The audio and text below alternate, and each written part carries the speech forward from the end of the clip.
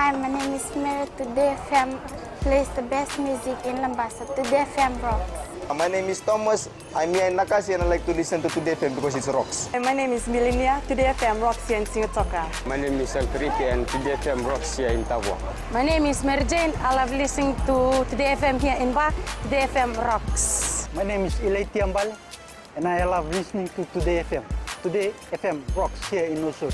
Today's hit music on Today FM. In this bulletin, Minister apologizes for anomalies in police back pay. UN Secretary General begins official Fiji tour. And lawyer highlights challenges faced to meet client in remand. From the studios of FBC Suva, Teva and Dua.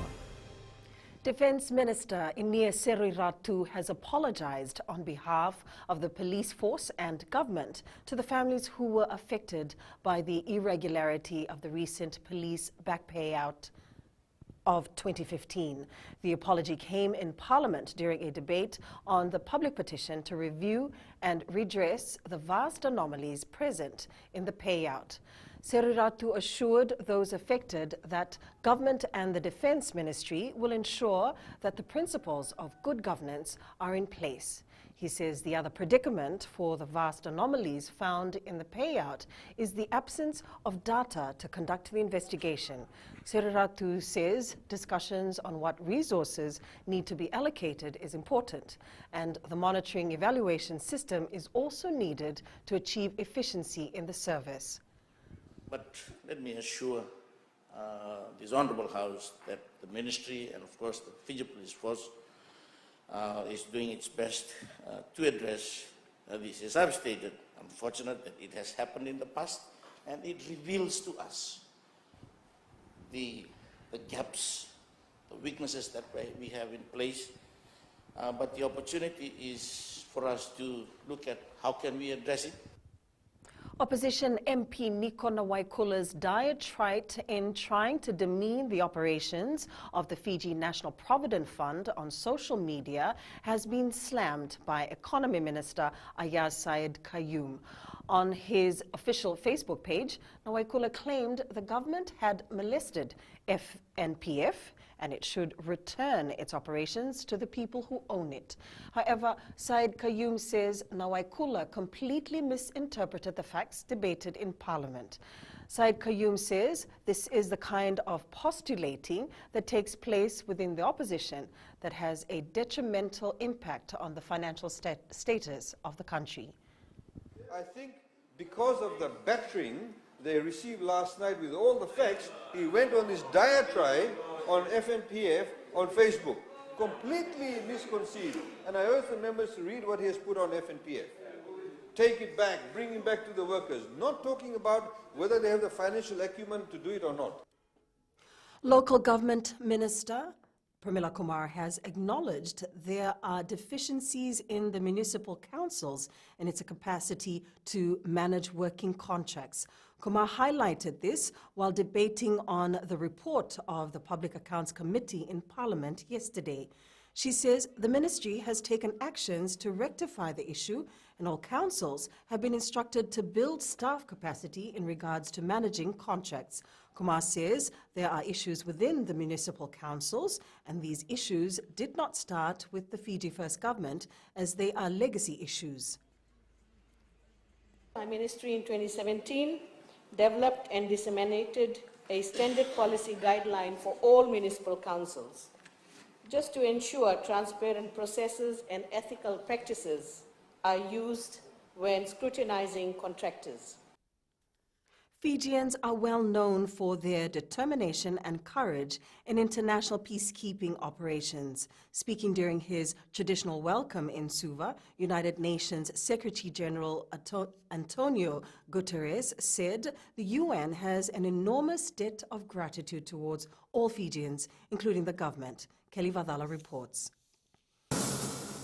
The United Nations Secretary General arrived in the country last night and was accorded a Guard of Honor at the airport. This morning during the welcome ceremony, he said he is impressed with Fiji's rich culture. Some have made the supreme sacrifice, protecting the most vulnerable in some of the most dangerous places of the world.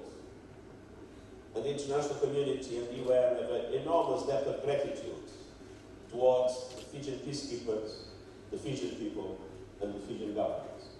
Apart from acknowledging Fiji's contribution towards peacekeeping, the UNSG also thanked Fiji and the Pacific leaders for taking a lead role in the fight against climate change. My deep gratitude, my enormous appreciation, and my total commitment in solidarity with the peoples of the Pacific Island states that are in the front line of the impacts of what humankind is doing to climate, is doing to the oceans, and have shown an extraordinary courage and extraordinary resilience, and deserve a much stronger solidarity from the international community. The ceremony this morning was attended by the Prime Minister, government officials, Pacific leaders and members of the diplomatic corps. Kelly Vadala, FBC News. Meanwhile, Guterres says the Pacific region is on the front line of climate change and is an important ally in the fight against it.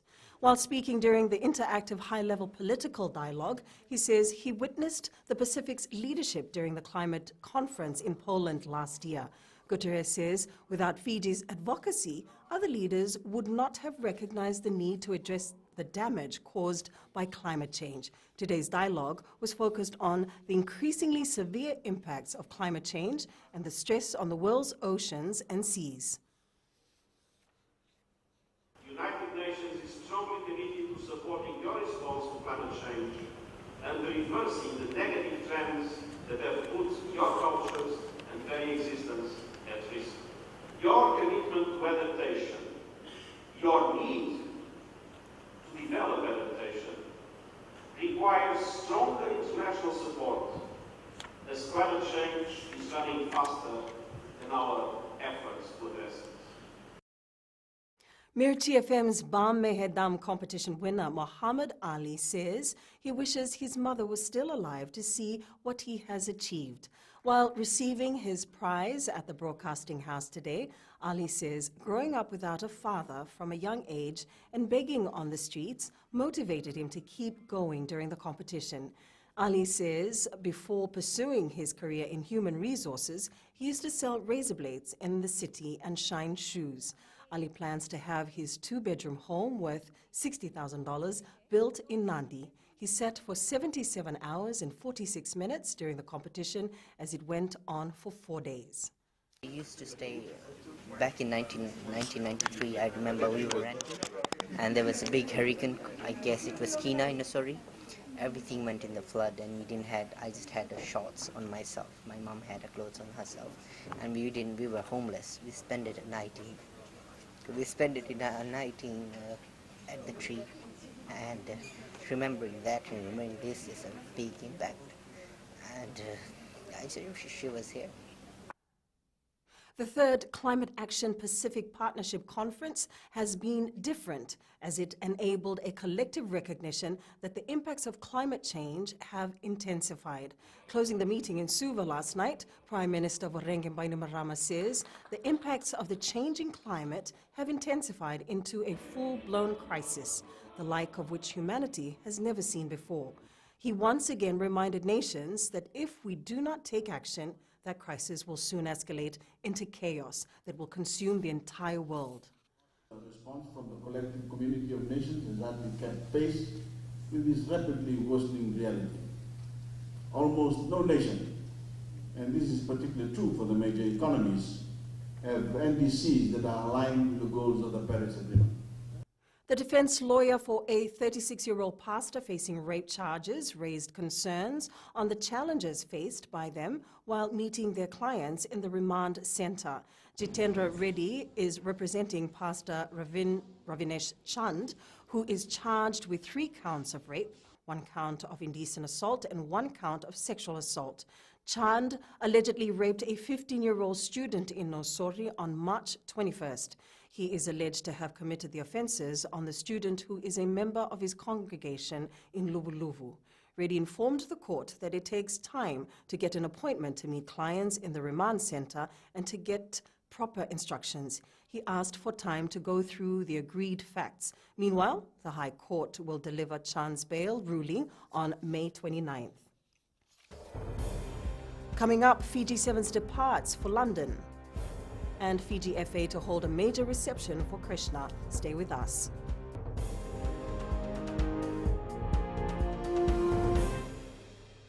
Neva ngo malakay leloma ngo ngay nakas on dumagrong ng Bula FM nambang 2 na sere. Hoya uvasit sai sa Lambasa ya ndo talita na warong ng Bula FM nambang 2 na sere. Guya tumeli ako na tao no hinga toka. Talita kina na warong ng Bula FM nambang 2 na sere. Wana tuma ng Bula FM nambang 2 na sere nawaluan. Neva ngo fane na tao no singa toka. Kito ndo talita ka ng Bula FM nambang 2 na sere. Bula FM nambang 2 na sere.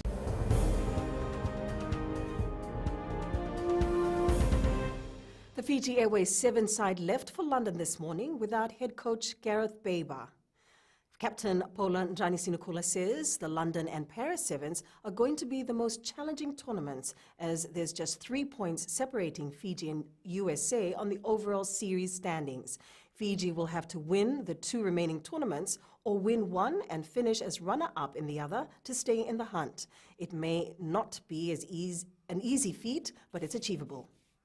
Yes, it is important to have a good start in London because if we win it in London, yes, there is sure that we can make it and win the series. It will be a tough tournament. You know, America is at the top at the moment. They won't be an easy. They won't let go easily, and they'll fight back. To be the number 1 in the series. So it will be a tough job. Fiji Football Association President Rajesh Patel says they will hold a big reception for Fiji's golden boy Roy Krishna when he arrives in the country next month. But as far as Fiji football is concerned, we will definitely receive him and give him big reception and everything for his award and achievement. And this is what the football fraternity at large would love to see their future players also achieving this. Injured All Blacks flanker Sam Cane, who broke his neck last October, could make an early return to a depleted Chiefs team to face the Blues this weekend in Super Rugby. The initial plan was to have him back in the next fortnight, but it looks like that's going to change. The excitement at Mount Smart has shifted from a big money recruit to one of the Warriors' unsung heroes. Impressive bench hooker Carl Lawton has earned another call-up as the Warriors get set to take on their former coach Ivan Cleary, whose return to Penrith has turned south. New Zealand Cricket confirmed Peter Fulton will return to the Black Caps as batting coach after the World Cup.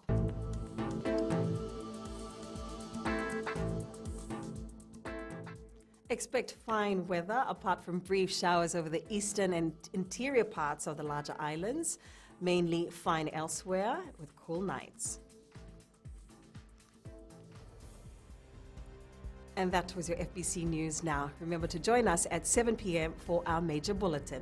For these stories and others, you can also tune in daily to our sister radio station, Gold FM. And have a great day.